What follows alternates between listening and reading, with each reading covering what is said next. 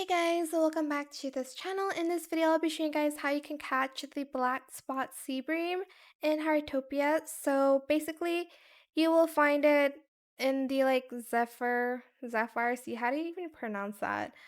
In the area. So this is where I fished and I got lucky at. So this is where you want to fish. The east pier of the fishing village over here, near the docks, I guess. And the weather needs to be rainbow or rain. You'll need to be level 7 of the um fishing hobby.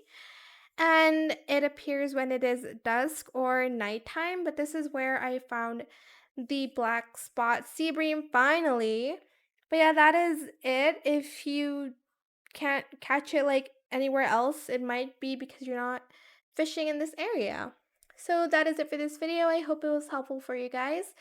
Don't forget to like, comment, share, and also subscribe to this channel if you haven't done that already.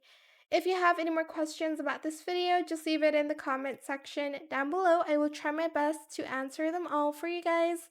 And if you found this video helpful, please click the thanks button as well. That is it. Thank you so much for watching. Bye!